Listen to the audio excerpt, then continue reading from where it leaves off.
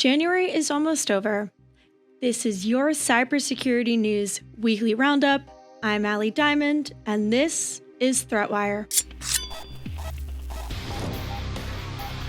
Curl has killed their bug bounty program, and AI is to blame. Over the past few years, Curl founder Daniel Steinberg has been a loud voice in the fight against AI slop in cybersecurity. This past week, he and the Curl team finally reached their limits. In the public post, he writes, "Looking back, I think we can say that the downfall of the bug bounty program started slowly in the second half of 2024, but accelerated badly in 2025. Curl launched their bug bounty program in 2019, and since the launch, has paid out over $100,000 to over 87 confirmed vulnerabilities." The blog post continues, "The never-ending slop submissions take a serious mental toll to manage and sometimes also a long time to debunk. Time and energy that is completely wasted while also hampering our will to live." According to the announcement, many of the people submitting these slop submissions have been acting in bad faith, trying to cause FUD, fear, uncertainty, and doubt about their findings in non-productive ways. They're very much fed up with us.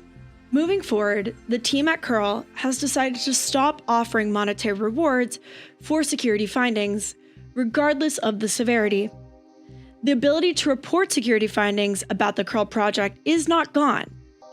Even though the Curl HackerOne program is over, they will allow submissions through the GitHub vulnerability reporting feature.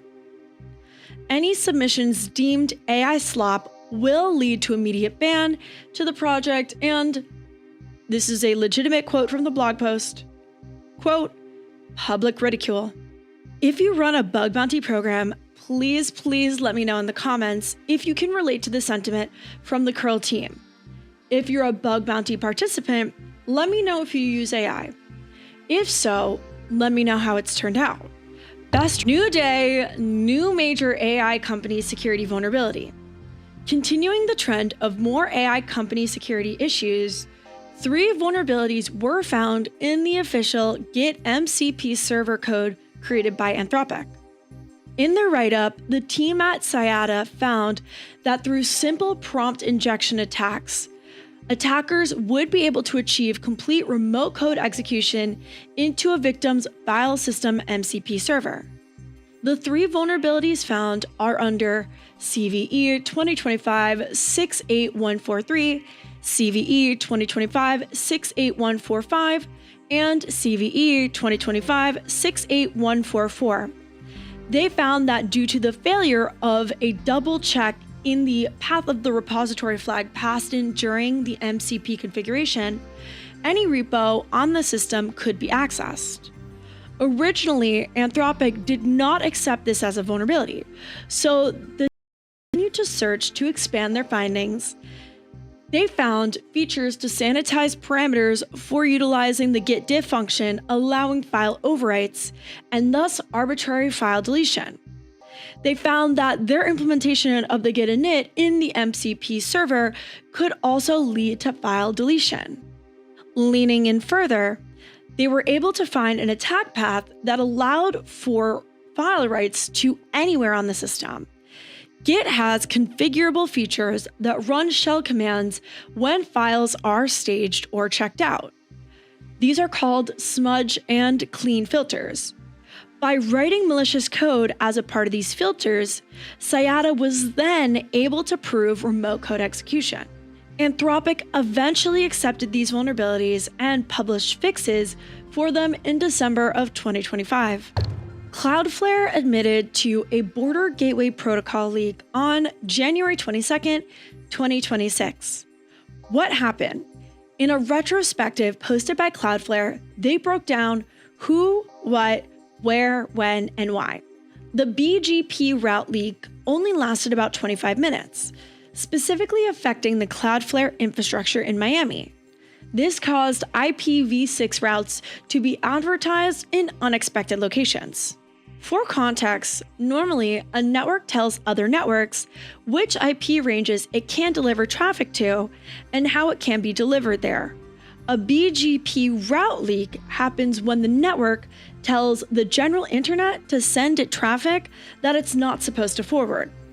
An automated routing policy change was applied to a router in their Miami data center, which accidentally caused an IPv6 route issue and for the routes to be advertised where they absolutely should not have been. Even though this change was planned, there was an issue in the policy generation logic, which led to the removal of important filtering logic, which caused this incorrect errors. On January 22nd, 2026 at 2025 UTC, we pushed a change via our policy automation platform to remove the BGP announcements from Miami for one of our data centers in Bogota, Colombia. This was purposeful, as we previously forwarded some IPv6 traffic through Miami towards the Bogota data center, but recent infrastructure upgrades removed the need for us to do so. The leak resulted in network traffic, packet loss, and even effects on external networks who suddenly had traffic routed through Cloudflare infrastructure. Around the peak of the leak, around 12 gigabits per second of traffic was being dropped by router firewall filters in Miami. Within an hour, the configuration was rolled back and the configuration bug was fixed. Shiny hunters have been targeting identity providers like Okta, Microsoft, and Google using highly dynamic phishing and vishing software. They believe that this is enhanced with AI features. A large trough of data regarding Nike corporate and manufacturing was released by WorldLeaks ransomware group. Thank you so much for watching ThreatWire for the week of January 26, 2026. If you enjoyed this show, please head over to patreon.com/threatwire. With the launch of the Wi-Fi Pineapple pager, there's been a lot of content being published here on the Hack5 channel. Have you been watching it? What have you been enjoying from it?